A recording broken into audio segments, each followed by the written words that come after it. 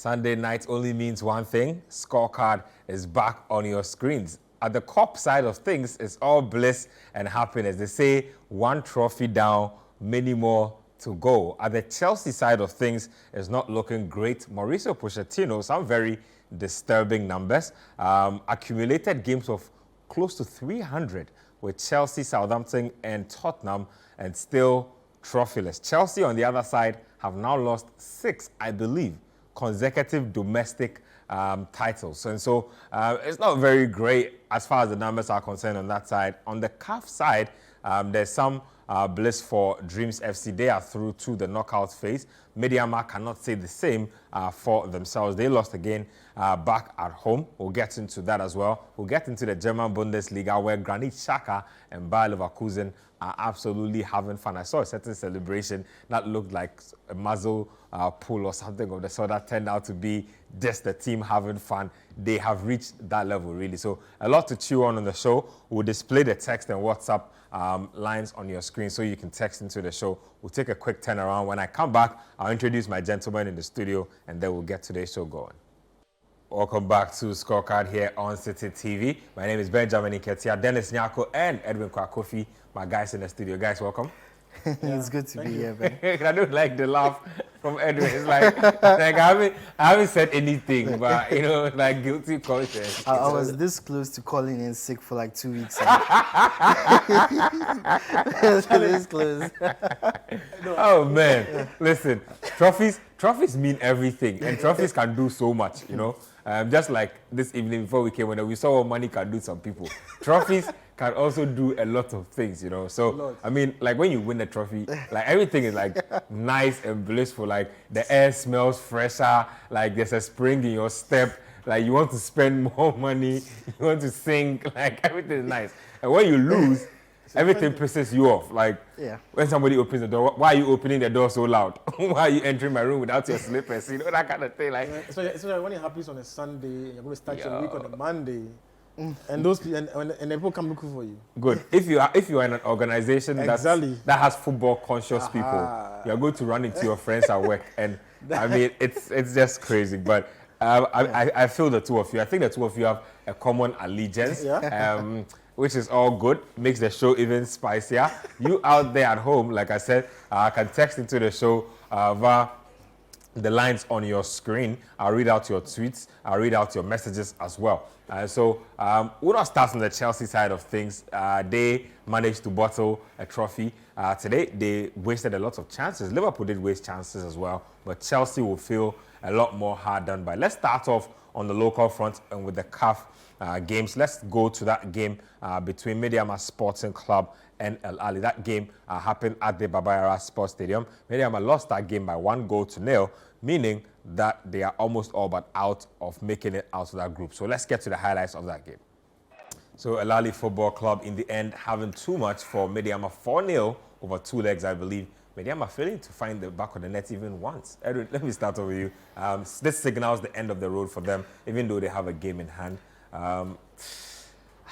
Could they have done anything better? I mean, running into El Ali, Young Africans in a group, is this down to just running into a group with superior teams, or you feel like they could have managed their situation better? Ben, look, I think Mediama never really got going in the Champions League. They've not got going in the Premier League as well. And it's affected them everywhere they've gone.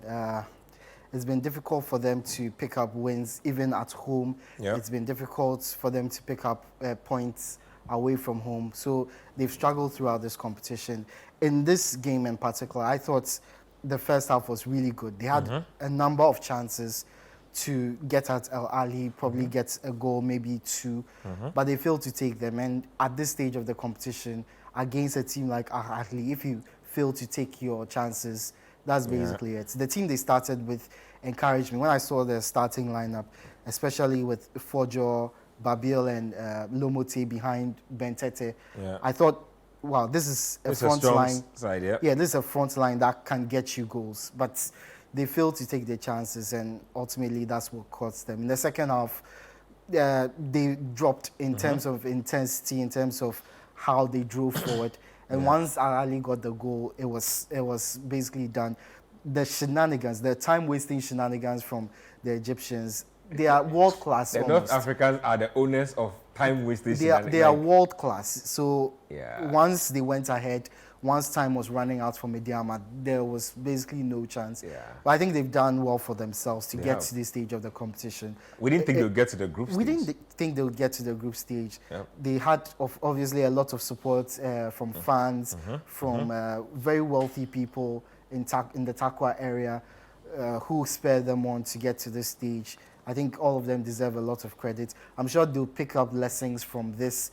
Hopefully, next time they appear in this competition, they won't be so naive. They started the competition really well, which is what surprised me. That game against Al Ahly, the first half was very impressive. And then they just crumbled in the second half. So we thought that they would take that performance into future games. It was very unfortunate that they couldn't. But good signs that we are finally seeing our teams at this stage of the competition. Long may it continue. Dennis, talk to me about Dreams FC. They also won their game against Club Africain, meaning that they've qualified to the next round of the CAF Confed Cup. They are in the knockout phase. Dreams are silently really doing well. I think they are top of their group as things stand now, going into the final round of matches, doing really well. Yes, and honestly, I've been shocked by their performances. It's not just about the points they picked up in the games, about how they've managed to go around those games that you've had. Even in the away games where you expect them to find difficulty, they've managed to go and get points there. That's something that's impressed me.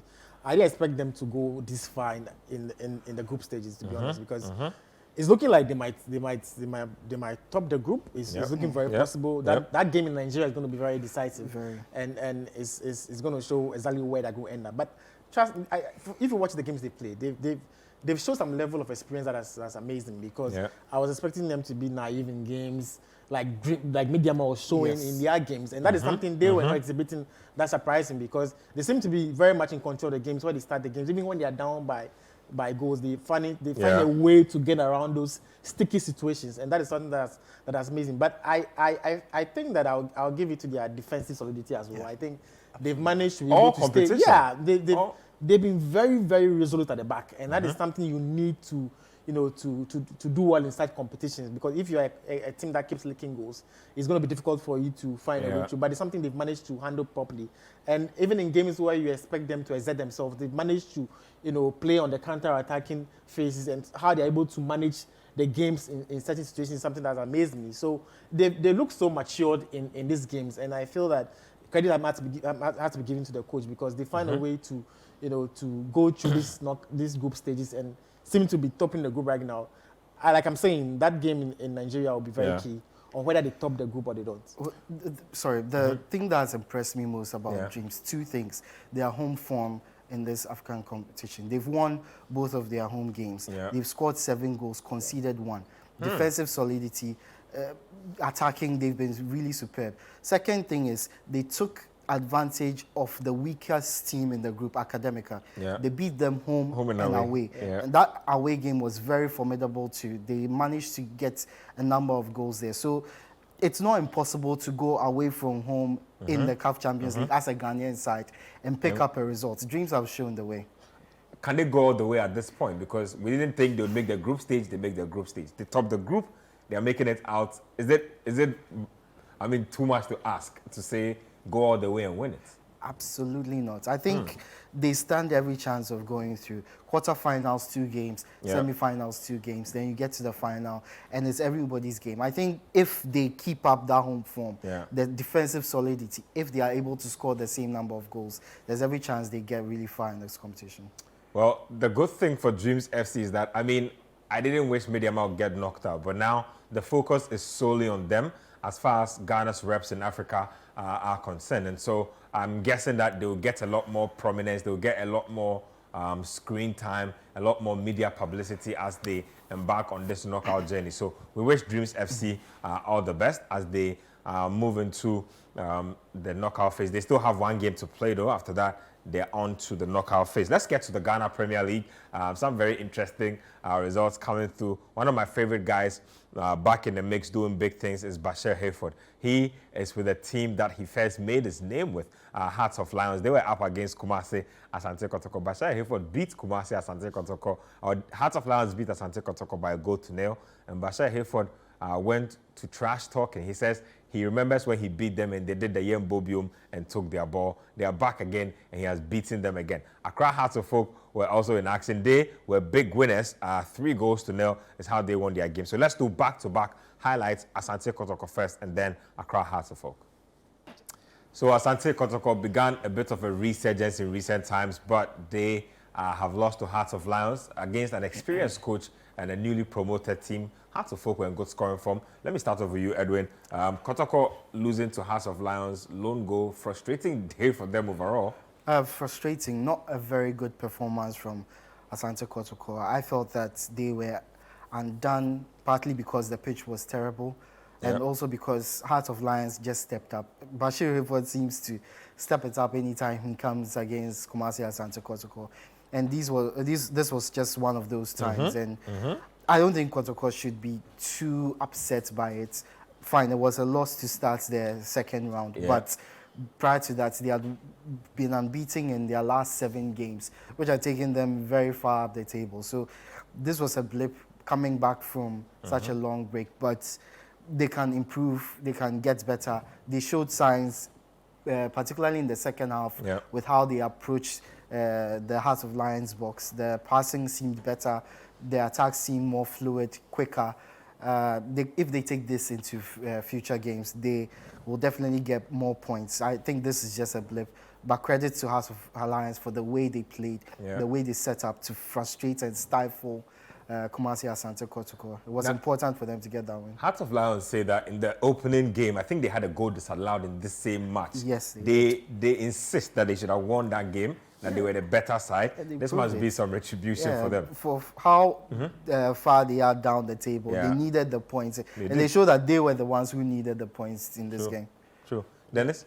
Yeah, for me, one thing is prime. I feel the fact that Lions went back to Pando because they had not been playing there initially. And the fact that they went there, they've had some great memories in the past on the Pando pitch. Pando was a fortress. It was actually a fortress. It reminds me of the Claddon Park at RT in Tamale sometimes. They were basically unbeatable there. So I think it contributed to one of the reasons why they won the game, because if you see how Kotoko's form had been before the break, they were actually on a great run, and coming into this game and losing was shocking to me. But I understand why, because I think Lions themselves they are at the bottom of the league table. They need points, and I think going there, they were able to galvanize their fans, knowing that they came back home. I think it was the best way to return to the pitch that had been their major piece some time ago. So it was looking like they really wanted to win it. So I think just one of those games that you could see was a rough patch for Kotoko, and I think Lions deserve the points.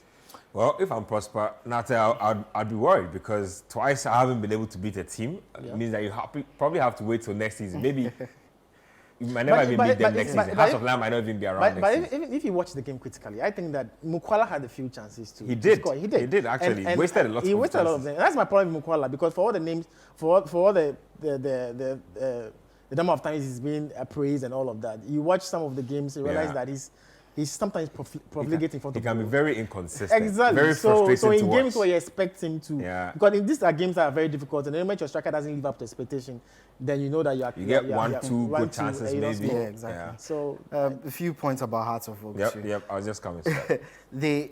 Let's not kid ourselves. They needed this win. They needed to establish themselves right from the start of the second half. The first half of the season didn't go too well for them, but they ended it on a high. I think they were unbeaten in their last 3. But the point was that in those 3 games, they had only scored 2 goals. So they needed... In fact, they've had goal-scoring issues all season. So this, right at the start of the league, they needed to score goals. They needed to impose themselves. And they needed to give their fans signs that they are back, they are improving, they are in some good form. And they did exactly that. But this consistency... Is this the Ouattara effect? Because now they have a new coach. And they've gone through quite a number of coaches in recent times. They go and bring Ouattara, he's Ivorian. All of a sudden, they get 3 goals on his first match day. are we to read anything into that? Is it just the new manager bounce, or you feel like he's doing something right? Look, if you are a Hearts of Oak fan, I don't think you should be too excited. 3 goals is fine. It's a good start. All you need is the consistency. Yeah. If you put too much pressure on the team, too much pressure on the players, on the head coach right now, things might not, when things start dipping, you might be a little upset. So it's important to just look at the team, keep expectations low, and just hope that the team keeps improving in the games that they play. Dennis? Yeah, as to whether it's a flash in the pan, I don't know. I think only time will tell that. But I was shocked when I heard Hazard scored 3 goals because he's a team that has been struggling to score goals. So it was one of the major highlights for me for this weekend, the fact that they were able to, and the fact that Hamza Issa scored 2 of them. Hamza is on fire. He's on fire. And so it's good. And it's for every coach, if your strikers are scoring goals, it always gives you some level of confidence. So hopefully, at least for the Hearts of Oak fans like me, I'm impressed that we were able to score 3 goals today. So let's see whether I can get some consistency, because you see, for the Ghanaian league, the league now is the margins between the clubs. Even if you watch from the first to the 10th, the margins are very small. Yep. So if you're able to gather some few games, get some consistent results, you can move from the 9th position to the 4th. It's so I easy. think they are 6 points away from 16th place. Exactly, and they are 8 points away from the top of the table. Exactly. Yeah. So the margins are not that huge. I think that they can make amends. They will not win the league title, of course, but Hearts shouldn't be where they are. I expect them to get. It needs to be better than this. Some of Bodu won the league not so long ago. Let me read your messages that have been coming through, and then we'll take our first break of the show. Joseph Frimpong from Bonre in the Ashanti region says that, good evening, guys. My wife and I are Arsenal fans. We watch your show all the time. We never miss it. Keep it up. Dennis, they have a target on you. He says the last time Dennis made a comment that Arsenal is not serious. Let's wait and see. We have laid cool and we are observing. We will be waiting for him on the Heritage Caravan. Interesting stuff there. My Arsenal people. Yeah, this one here says that this from Merlin from Ibri. Hey, Charlie, the only Merlin I know is, Merlin the, Merlin the wizard. I don't know any other Merlin again. He says, congrats to Liverpool for the trophy. As for Chelsea, only God knows their problem. This one says, Edu Amofa from Nyanyano says, it seems like anytime Man United lose, Coach Nimley doesn't come to Scorecard. And I want to ask why. I really like him, though. He's my favorite. Glory, glory, Man United. Coach is just under the weather a little. It just happens that when United lose games, he's under the weather. But Coach also says he's not a Man United fan anymore. I don't know why people are finding this pill so hard to swallow. Like, they're trying to shove it down his neck. Like, hey, you are a United fan, whether you like it or not, take it. Coach says no United fan again. This one here says, thanks to Liverpool for shutting down noise pollution. Yeah, again, Klopp is not leaving without a trophy. This one also from Gabriel from Bolga says, good evening, Ben. Does Chelsea expect to get heavenly chances before scoring? I simply can't believe what I saw. Well, my Hearts of Oak had a honeymoon today, and kudos to them. Okay, this one here also says, Chelsea are the first side in English football to lose 6 years consecutive domestic cup finals. I said this earlier. The 2019 EFL Cup, 2020 FA Cup, 2021 FA Cup, 2022 EFL, 2022 FA, and 2024 EFL Cup. Wow. A mountain of losses for Chelsea there. They need some respite coming soon. Let's take our first break. When we come back, we'll get into some European highlights. Some very interesting things happened over the weekend. We'll bring you all of that. Welcome back to Scorecard here on Citi TV. Let's now get into the European action, and let's get into the League Cup final. It happened between Chelsea Football Club and Liverpool. It was the first of the trophies to be contested among the English teams. It was Van Dijk who managed to head Liverpool to victory and to their first trophy of the season. So Van Dijk would just not be denied on the day. Had one goal disallowed from a header, he took his second one with everything he had. So 1-0 it ended. It was an extra time. Mauricio Pochettino says that his players were playing for penalties. Klopp says he introduced his youngsters into the game with intent. Well, it's difficult to talk about. Before I get to Chelsea, let's talk about Liverpool. And I thought they were brilliant. Youngsters, or even the old heads, they played really, really well throughout the game, especially in the first half and in extra time, especially in extra time. where the youngsters came, introduced some energy, and they were more purposeful than I thought they would be. Initially, I thought when he introduced the youngsters, it was probably to Manage the game and go to penalties. But they came in, they showed some intent, a lot of attacking play, a lot of crosses into the box, caused Chelsea problems. They will outplay Chelsea in that extra time period. And they deserved the win that they got. Van Dijk was fantastic at the back and in front of goal where, of course, he got the winner for Liverpool. But for Chelsea, so many issues in the game. First of all, the chances that were not taken by a lot of the Chelsea players. These are chances that define you as a team, as players. And to miss some of the chances that were missed by Cole Palmer, Gallagher, Enzo Fernandez, so many bad decisions were taken by a lot of players. And I thought there were good performances throughout the team. Malo Gusto was fantastic. Caicedo was brilliant in the middle of the park. Petrovic was awesome in goal, as was Keller in the opposite goal. Where Chelsea lost it, I think, was the substitutions by Pochettino. Yeah, I think he lost the game for Chelsea. First of all, the change to take out Sterling and bring on Nkunku, I thought it came very early. Twice in a row, it's happened now. Yeah, it came way too early. Sterling had a lot of energy and could go. Once you take him out, you bring in Nkunku first, who is not fully fit. You make one substitution already. Yeah. You bring in one of your senior players, and if you go through the Chelsea bench, there were 3 senior players, and the others were youngsters or goalkeepers. Yeah. So having brought one player on, it meant you limited your substitutions going forward into the game. So players tired, you couldn't bring them out of the game, you couldn't substitute them. That affected play. The second change, the other change he made, bringing on Trevor Chalobah, I think in the second half of extra time, there was no need to make it. He mentioned Chilwell being tired, getting tired before the game ended. And usually that would be a good choice to make, taking out Chilwell and bringing another defender. That hurts Chelsea because it destabilized that defense. Moving Malo Gusto over to the left-hand side, putting Trevor Chalobah on the right-hand side, it really destabilized the defense. So in the last few minutes, Chelsea were really under the cosh. Crosses into the box, conceding free kicks, and ultimately Van Dijk headed in one of them. Bad result for Chelsea. I personally thought, from the way they ended the 90 minutes, they would go on and win in extra time. But obviously the decisions affected the play. Liverpool got the win, and it was a good way to mark Jurgen Klopp's departure. At least one trophy in the bag, 3 more possibly on the way. They are top of the Premier League, still on the FA Cup, still on the Europa League. If they can complete the quadruple, a fantastic way to send off Klopp. For Chelsea, should Poch be fired because of this? No, I don't think so. Even though his decisions ultimately caused the defeat. I think that the team showed enough in this game, in the 90 minutes in this game, against Man City, against Crystal Palace, against Aston Villa, to show that there's something being built. Players are playing well. They are starting to see their roles in this team, starting to see themselves as Chelsea players, and they are starting to get the results.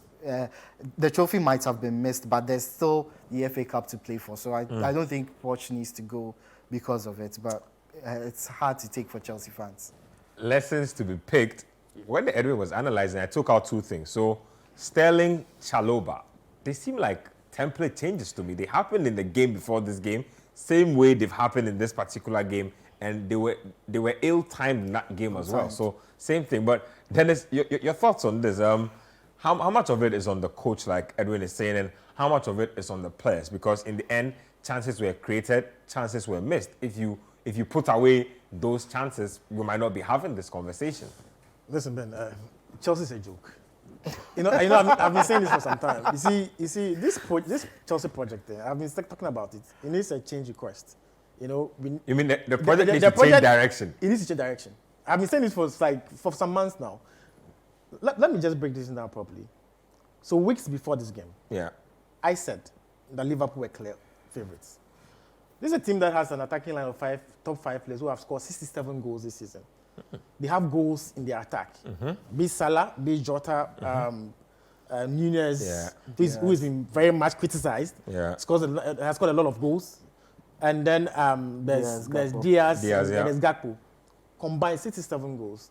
There are goals in them. It's the reason why I thought that this game was not going to be match for Liverpool, because Chelsea themselves have struggled for goals this season. Because this Chelsea team has needed 6 chances to score 1 goal. And that has been the issue. So in games where it's tight, where you don't have a lot of chances, they will not win the games. It's the reason why you see Chelsea has played a lot of nice games, passed the ball around like a typical posh team, and have lost by 3-1 or 3-0, because they need a lot of chances to score. And then what happens?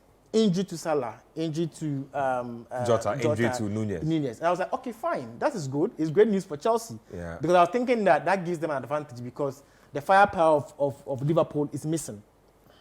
We're going to the game, first 20 minutes, Chelsea's nervous. I'm like, you're playing a final. Because if you watch those first 20 minutes of the game, Chelsea was totally nervous. Because in situations where you could just touch the ball once, Gallagher had a chance. Gallagher had a chance where he could have just done a one touch. He wanted to touch the ball twice in the box. They were a bit nervous. Chance closes. And I'm like, why are you playing like this? So in such situations where you expect Chelsea to be ruthless, they seem to be needing a lot of chances to score goals. And then we go past that situation where they got into the game. This Caicedo and Enzo combination, you know, I know where it is coming from, saying that Caicedo had a good game. But you see, the link up you can see that there's still some breakage in the midfield. Because so you'd say that he had a good individual game, exactly, but together with his midfield partner, they were not great. Because you can see that there are a number of times Liverpool just went through that midfield unexpectedly. And then you go to the poor substitutions. Against Man City, he did the same thing. I kept on saying that if City had extra 10 minutes, they would have won that game against Chelsea. Because taking off Jackson, bringing off Chalobah, the changes are not changes that improve the games. And you are playing a very depleted Liverpool team. And like you're saying, when Liverpool started bringing the youngsters, I was like, Chelsea had the advantage to just kill the game. But consistently, they were wasting the chances time after time, something they've been doing consistently.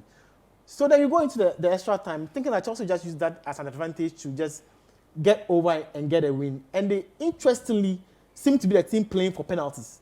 I'm like, what's happening here? Because you see, this Liverpool team was out of gas. Because Klopp obviously went look at the bench and there was nobody there. That was his final straw. That was his final straw. It's about bringing what you have. Throw the kids in. Exactly. And you still have a lot of players in there who could decide games.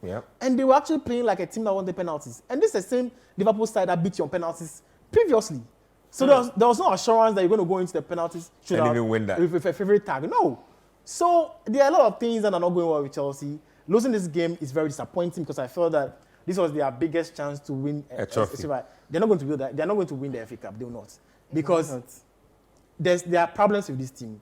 They're not able to score problems goals. And you got to the Carabao Cup final. Yes, fine. You got to, but you could. But what happened? You didn't win it. You don't want to give them any credit at all for getting to the final. At least. No, you see. My issue is that when you spend £1 billion, okay. See, I feel that people say that this Chelsea thing is a project. No, to it. But when you spend this amount of money, you should be doing better than you're doing. It should be an accelerated project. Because you see, in this times of modern football, nobody waits for nobody. You know, you're doing a project. You think Liverpool and Man City are going to be waiting for you to finish the project? No, they're getting better in that time. They're going to be investing in their squad as well. So you see, Chelsea made a lot of mistakes when you were buying the players. I think that there are players in this Chelsea team that are average. That's what I believe. I know some will get better. Gusto is one typical example. He's been improving. Caicedo will improve. I think that combination will improve. But there are certain players that I don't see them improving. Someone like Mikhailo Modric, I just don't know what's happening to the guy. I feel that Arsenal feel they dodged the big bullets with Modric. I still don't see big bullets of improvement. Nani Madueke is a squad player, yes, but I expect him, when you're playing... Madueke he's been my biggest disappointment. When you're playing at Chelsea, you know, your game has to be at a certain standard. And that is what these players have to understand. When you're playing a final game, you know, there should be more than what you just saw today, because you can't lose to this Liverpool team. If there was ever a day Chelsea should have beaten Liverpool, it was today. True. Because every other team was in their favor. True. And for them to lose this game, I think it's very disappointing. I don't think that, Chelsea can say because they got to the final. No, you are supposed to win it. Yeah, I feel you on that because, Yeah. I mean, look, if you're even the Chelsea players, you look at the chances you wasted on the day, and, typically you would shed tears and be disappointed. But if you look at the chances you waste, you tell yourself, we really didn't deserve to win this because we had chances and blew it. Let's get to another team that has also been disappointing lately.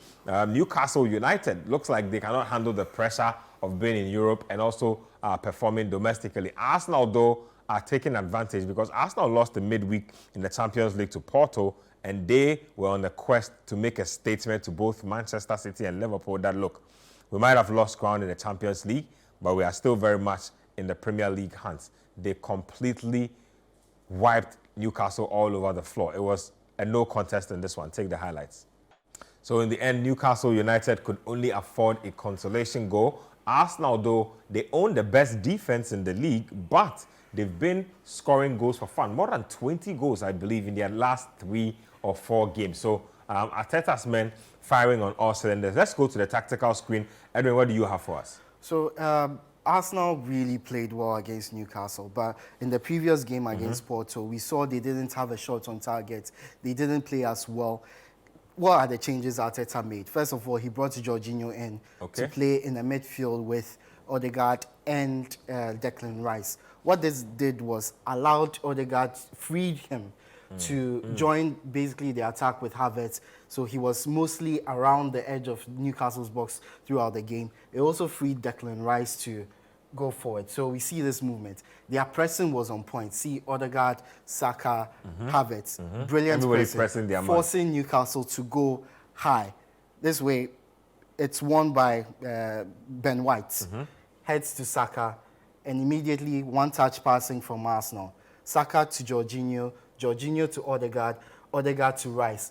Usually you wouldn't see, maybe in the game against Porto, you wouldn't see Declan Rice in this position because there was no one to protect Arsenal's defense. So he would be in this position instead. But you find very them high, advanced position for for you him. find them high up the pitch because he knows he has the protection of Jorginho right here. So any ball that comes, Jorginho is the last line of defense in midfield. So Declan Rice is able to run in on goal. Eventually, he gets the shot. It's saved by the goalkeeper. Maybe he could have gone to the far end of the pitch instead. But obviously, it was one change Arsenal made, which significantly improved their fortunes. And we'll see it running Chance through. creation, Chance shots on creation, target. shots on target, allows players to move forward. It just doesn't add players in attack. What it also does is it prevents Newcastle from moving forward. So in this move, you see Odegaard starts it. A lot of players up front. Right now, there are 1, 2, 3, 4, 5, 6 Arsenal players in the box because they know Jorginho is there to prevent any counter-attacks. He might not be the best at it, but the thought that there's a protection, there's a player in front of there, it prevents any of these counter-attacks. So Arsenal always have protection. They are able to push so many players forward. We keep going. It was something that went through the whole squad. This is the second goal for Martinelli. Brilliant ball from Jorginho. One thing we didn't see from Martinelli against Porto, the run across the box. So something else has changed. Martinelli moves across the box. He doesn't hug the touchline. Take a look at him right here. I want to highlight him here. Martinelli against Newcastle. He starts the round from wide, moves in. He's spotted by Jorginho. Crosses flank. From on the blind side of the Newcastle defender, puts the ball in, and Havertz has the shot on goal. So we keep seeing this kind of movement from Arsenal throughout the game. Even in the second half, we'll move to the second half. The pressing from Arsenal. Havertz starts it. Odegaard runs across. Forces them. There's no place coordinated. and Odegaard wins the ball. Another mistake again. Another mistake, forcing Newcastle into mistake after mistake after mistake, and more chances for Arsenal to get more goals. This time they didn't score. They probably should have. A better pass from Odegaard, and Arsenal are in. So forcing them into I mistakes. love the highlighting on the press. Such a coordinated part of their game and throughout. Let's go back just a slight bit here to highlight this move. Again, the pressing. Kai Havertz and Odegaard. Odegaard playing higher up the pitch because of the solidity or the protection offered by Jorginho. The protection offered by Jorginho. And you can see these two leading the press for Arsenal. So once they move high up, they are able to force a mistake out of Newcastle. And immediately, you can see Declan Rice bombing forward for Arsenal. Because, again, he knows Jorginho is there to provide the protection in front of the back four.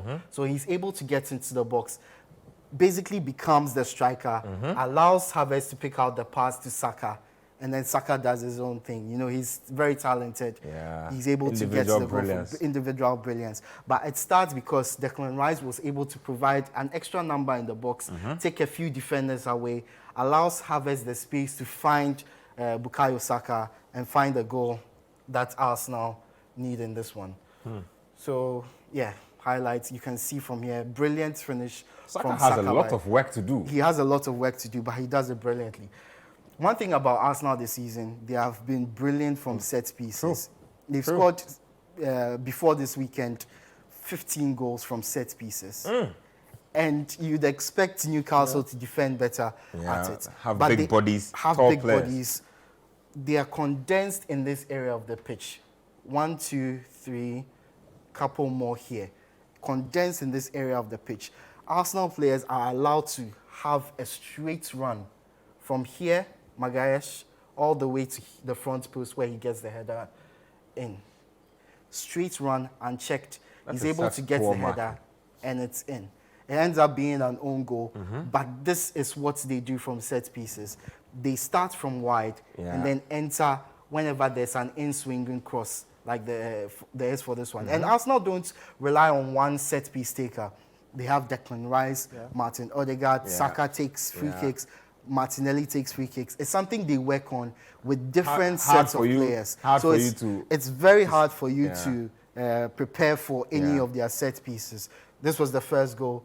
Obviously, we see the goal decision system, goal line technology shows the ball was over the line. And this was the second half, the fourth goal for Arsenal. Declan Rice this time taking the ball in swinger. So many condensed players in there, and they finally get the header through Kyrgios.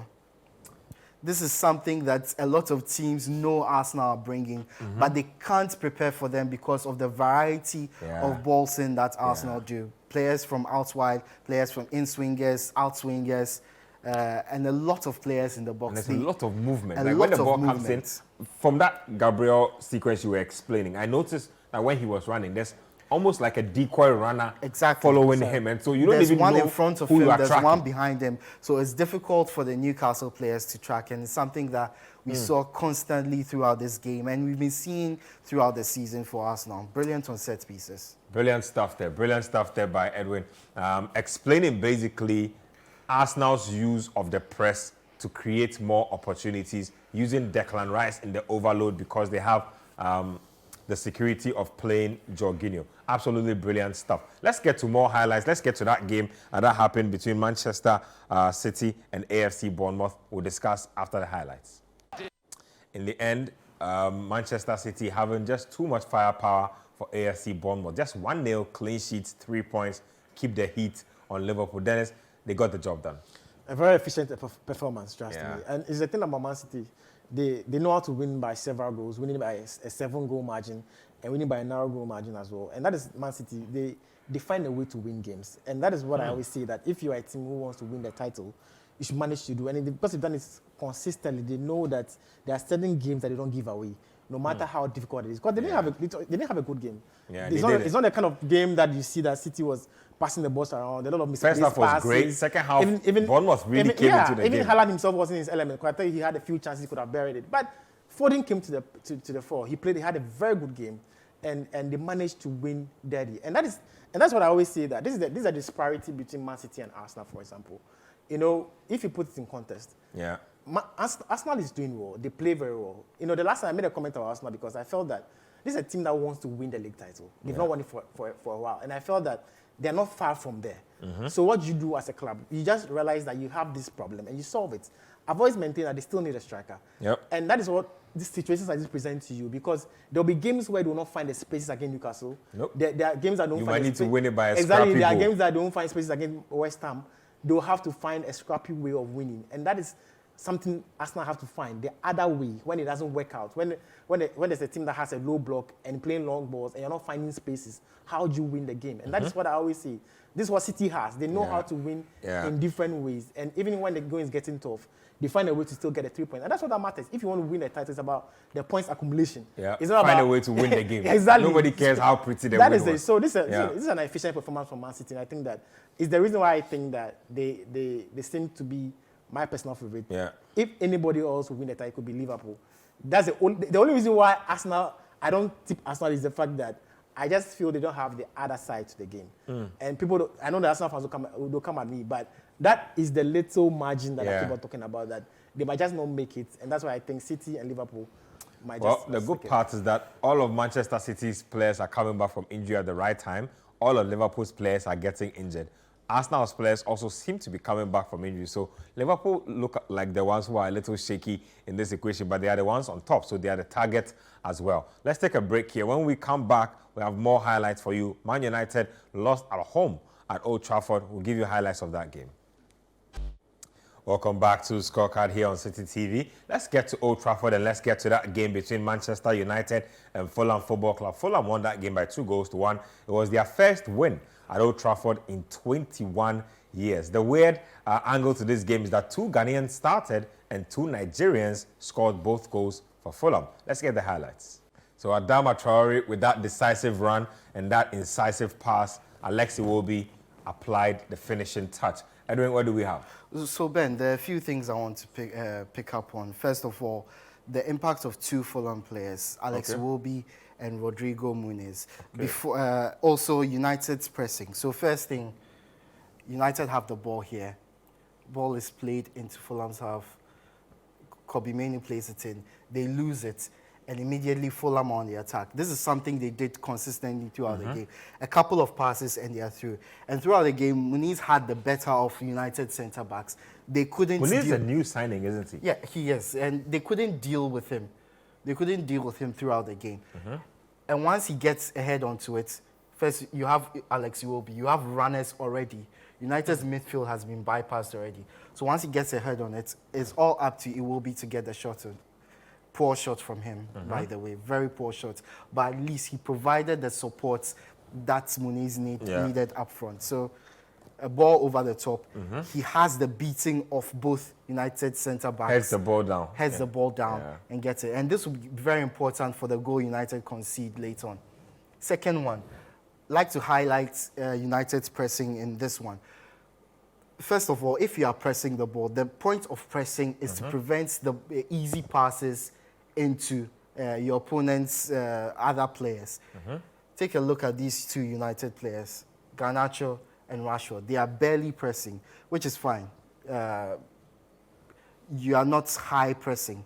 But once the ball gets here, there are 4 United players in this area. 1, 2, 3, 4. These 4 should be able to prevent any ball through. As I said, the point of pressing is to prevent any easy balls from getting through.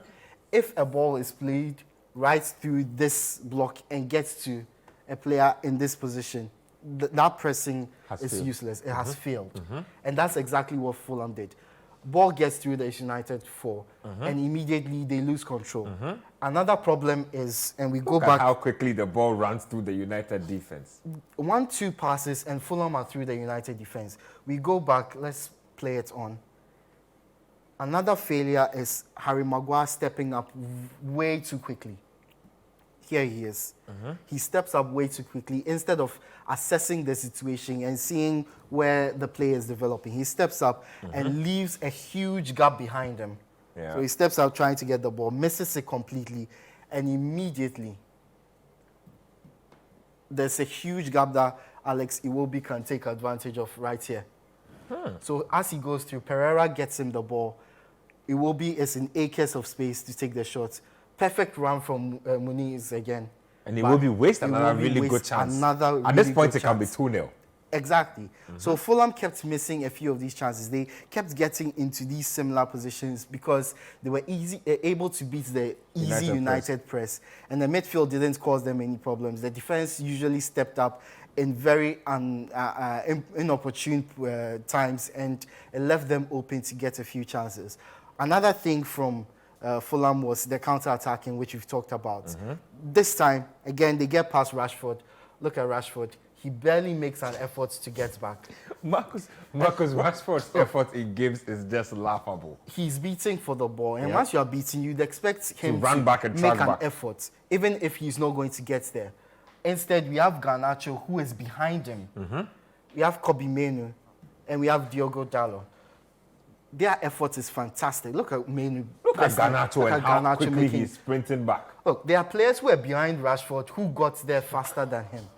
Unfortunately for Fulham, they couldn't take advantage because Menu got there in time. Yeah. Great effort from him, great effort from Garnacho to get into that position to make sure nothing was made of it. But for a player like Rashford, you are beating and hardly any effort. He actually slows down to allow play to go on.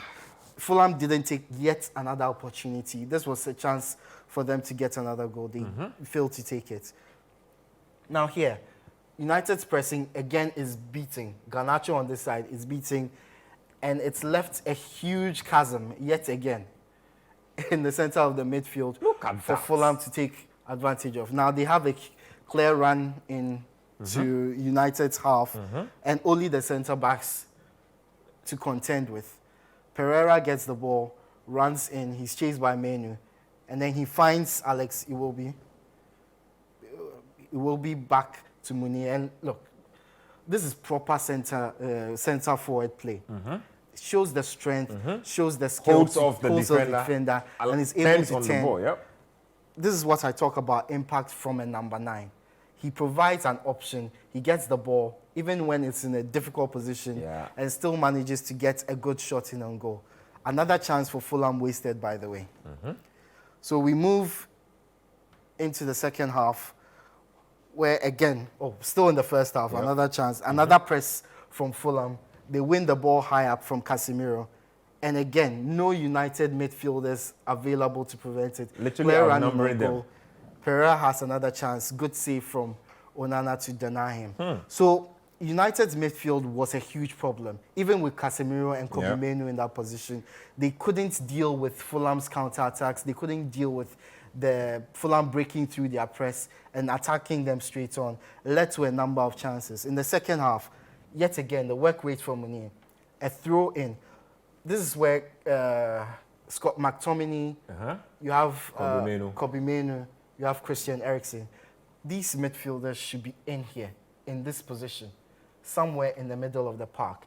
They've left Diogo Dalot on his own. The throw went to him for some reason, and immediately Muniz is on him. He wins the ball. Fulham are immediately on the attack. At this stage, they have... Look at that.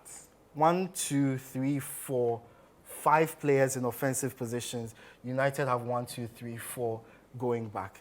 And this is a mismatch. Fulham should make better of it. The ball gets to Robinson. His ball across is not met by... the finishing is just comical. Finishing was Fulham's biggest problem in this game. And it almost cost them. At this stage, again, United are 1-1. Diogo Dalot has the ball in a very good position. Or Scott McTominay, sorry, has the ball in a very good position. United have Lindelof, Rashford, Garnacho in the box. Rashford has halted his play, hoping for a cutback, which means Lindelof and Garnacho should be busting a gut to get to the back post. Neither of them do. The ball is put across by Scott McTominay. Brilliant ball. Nobody is there to take advantage of. So United had their own chances at 1-1 to win this game, failed to take it. And then, we move on to this moment in the game where the Fulham's winning goal. So there's a throwing in this position. It's 1-1. 95th minute. Obviously, United expect to go forward and win the game. Yep. But in doing so, don't be naive. Don't throw everybody forward. They did. And that's exactly what they did. So throwing, the ball is put across. Maguire wins the header. But in this position, you have Scott McTominay. You have Christian Eriksen. Yep. You have Amad Diallo. In this position, you'd at least expect them to make a move, start making moves runs backwards, in case Maguire does not win the header. Fortunately for him, he does beat Muniz this time to the header. But then Adama Traore wins the ball. In this position, Christian Eriksen, what a weak challenge. Yeah. You either bring him down. You need to foul the player. You need to foul the player. Again, this is something Manchester City do very well. Exactly. You need to foul him right here. He doesn't do that. Maguire has another chance. You foul him. He doesn't do that. Adama Traore is allowed a run in on goal. And at this stage, Amad Diallo is making a run, but he's not catching Alex Iwobi. It's left United so exposed at the back. There are not enough numbers to deal with Fulham's attack. So, only two or three, rather. 1, 2, 3. Maguire, who is behind the ball, to Fulham's 1, 2, 3, 4. 4. So Fulham have either way to go. Adama Traore can go on his own, take on Varane. He doesn't do that. He spots the mismatch in this area. It will be in much better space. Iwobi gets on the ball. And this is where Amad Diallo makes a huge mistake.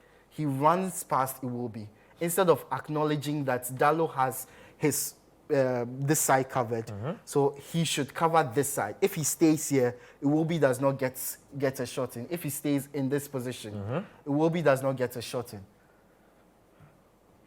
So he runs past him, allows Iwobi to take the And touch. I think that confuses Onana as well. Because that run pass just freezes exactly. Onana. We'll see it better on the other angle where it's closer and you can see how very unfortunate for United players, but it's basically their fault for not taking their chances and not being committed or intense enough in their tackles and in their press. So in this angle, we can see how it goes. Maguire wins the header. Yeah. Christian Eriksen bring him down. Adama Maguire, Traore. 2 chances, bring him down. He doesn't. Traore runs past him. Ball goes to Iwobi. And here, Diallo should just usher Iwobi. 4 of them in there. There are 4 of them in there now. Diallo should just usher Iwobi away. He allows him to turn and gets a very good shot away. Well, in that situation, if you are not blocking the chance, you are obstructing your goalkeeper. And that's exactly what happened. Thank you very much, Edwin. Let's get to a couple more highlights from some other leagues to round up the show. Time fast spent. Really brilliant touchpad analysis there. Let's get to the German Bundesliga. And let's start off with that game between Bayern Munich. Yes, so Bayern Munich were up against RB Leipzig. They won that game by 2-1. Let's get the highlights. Don't you just enjoy watching Bayer Leverkusen? I mean, look, at this point, they are having a lot of fun out there. Then let me start off with you. They were up against Mainz. Bayern were up against Leipzig. Bayern had won, so Bayern had to respond. But they look like there's no pressure at all. They are getting through this. They want to win the title. Listen, this Leverkusen team is like just a winning machine. I think they've gotten to a point where I have the belief that in any game they go into, they're going to win. So it's become a mindset thing now. Because they've managed to play in a certain way. It's 33 games unbeaten in all competitions. And now they have a new record. It's a German record now. It's crazy. The kind of football they are playing, if you see how the wingers get involved, the laterals, it's crazy to see the intensity they play. You can see the contrast with this and what United was doing there. Total difference. You see the press from everybody. Yeah. You see how everybody's getting involved and you see the energy levels. It's crazy. And you see, there's something to you realize that, when you see teams and you see certain indicators. And with this Leverkusen team, there are a lot of things showing that they are destined to win this title.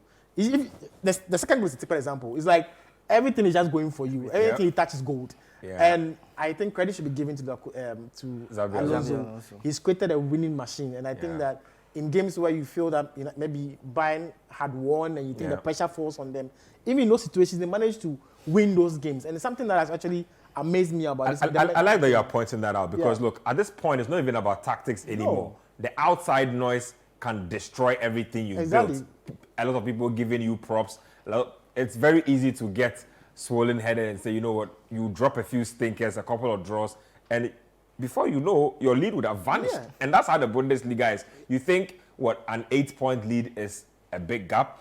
2 draws, 1 defeat, and that will evaporate. And so it's crazy, but I feel like Alonso and his guys are onto something special. Evan, just quick thoughts on that, and then just quickly touch on the Bayern situation, because Tuchel has also agreed to leave at the end of the season. Look, I think obviously Alonso has done a wonderful job with this Bayer Leverkusen team.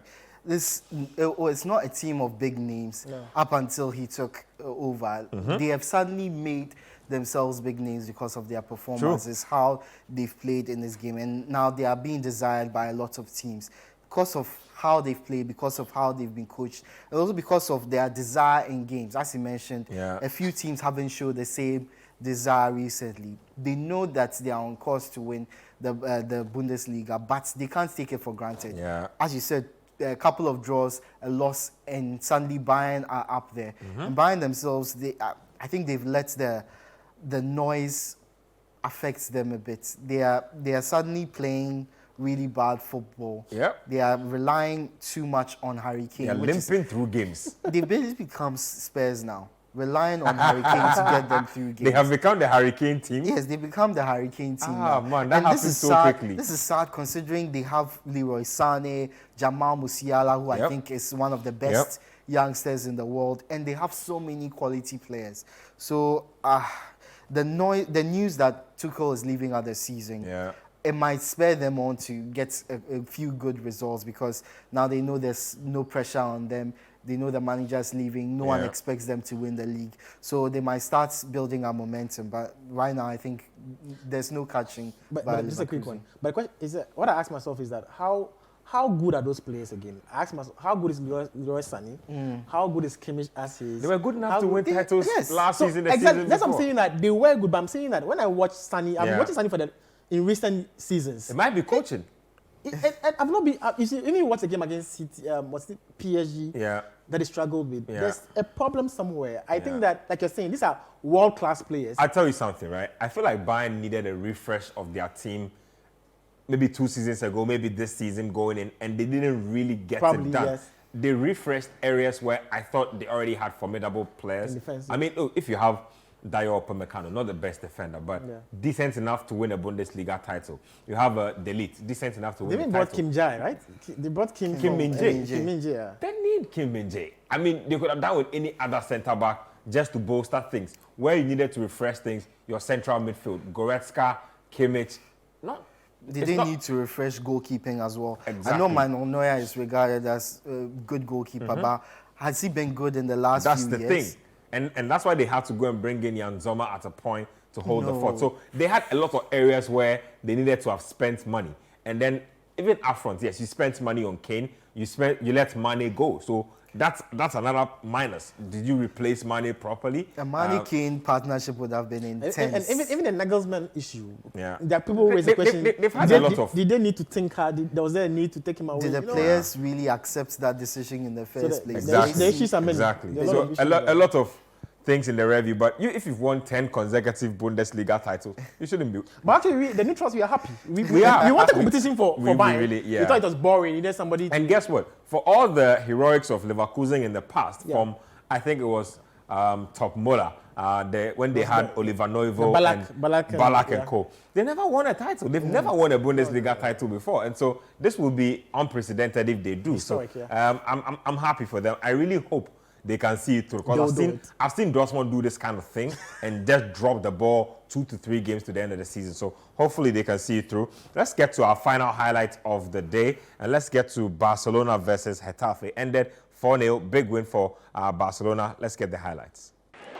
So one of those rare games where Barcelona actually win big and keep a clean sheet as well. They've not had a lot of smiles lately. Barca used to be such a place where it was winning the bag. How many goals are we winning with? Back during the Pep times. It's not like that any longer. Guys, just final thoughts on La Liga.